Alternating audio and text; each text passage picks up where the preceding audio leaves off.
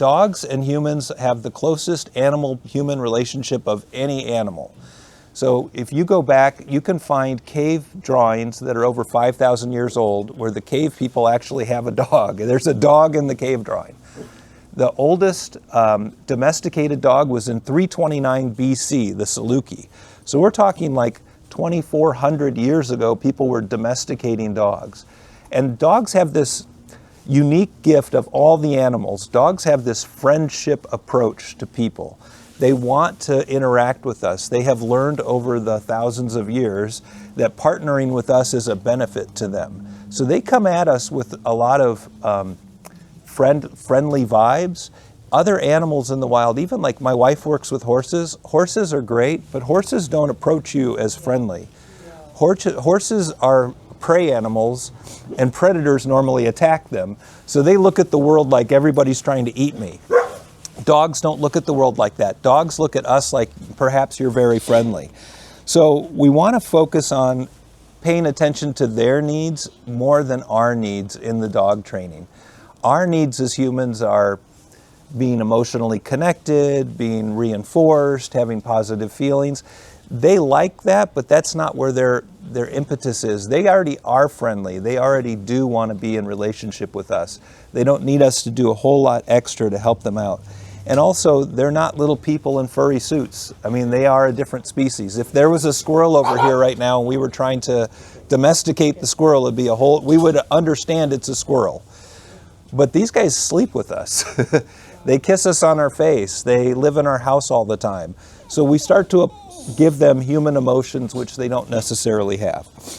So the goal in our class is to teach a different species to pay attention to us. That's what we're trying to do. So if I said we're trying to teach a goldfish to pay attention to you, well, how would you do that? Or a squirrel or a cow.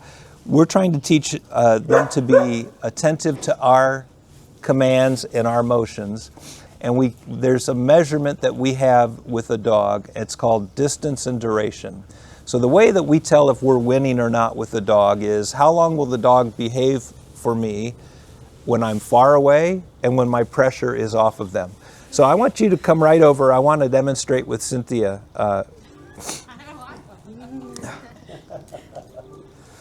So I want you to take your dog over to the towel, and I want you to stand directly in front of your dog and look at it and say, sit.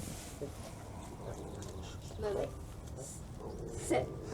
So right now, Cynthia has full body pressure on the dog.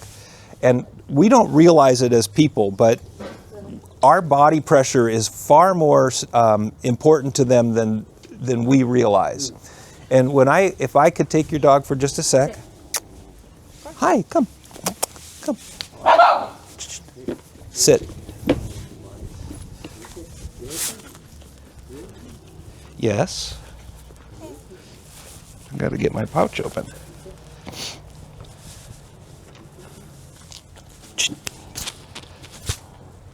Sit. Up. I'll turn away from Mom. Sit. So right now I have all my body pressure on your dog. Up. Sit. Good. Wait. Hello, Lily. Oh, nice. One more time. Lily. Sit. Sit. Sit. Yes. Oh, there's food involved. Lily. Yes. Lily. I take my pressure off. Yes. That is distance and duration in a very small form. Lily. Up. Sit. Sit. Yes. Lily. Yes. Lily. Yes. Lily. Yes. Willie. Yes. Once more, Lily. Sit. No, I didn't call you. Sit. Yes. Psst. That'll do. That'll do. Take my pressure off. Yes. So much better. Wait. Sit.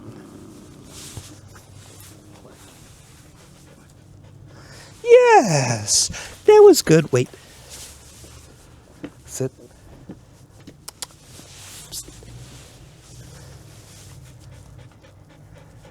Yes. Oh, that was better.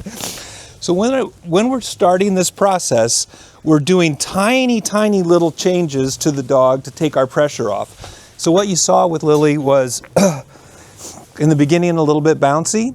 My goal is that when my pressure's on the dog will be more compliant.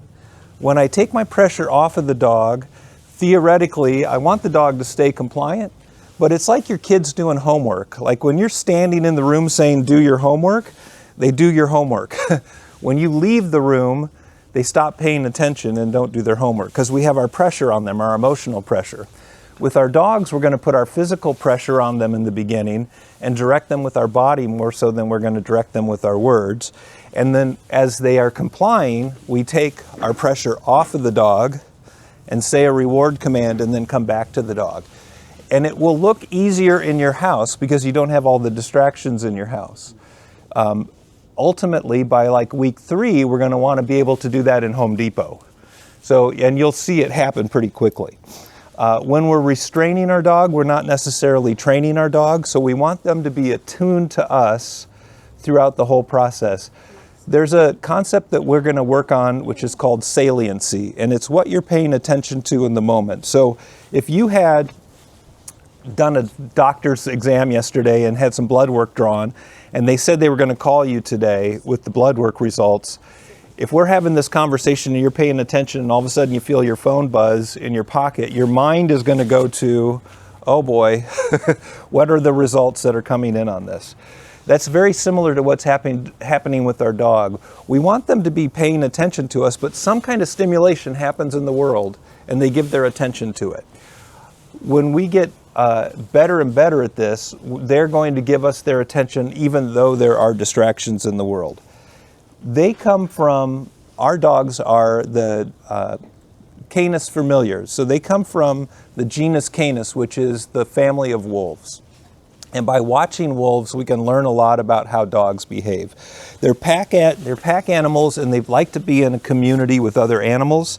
They like to know what their role is, and they all have a role. So most of us here, I think 3, so you're a pack. Is there anyone else at your house? No. So there's 2 of you, so you're a pair.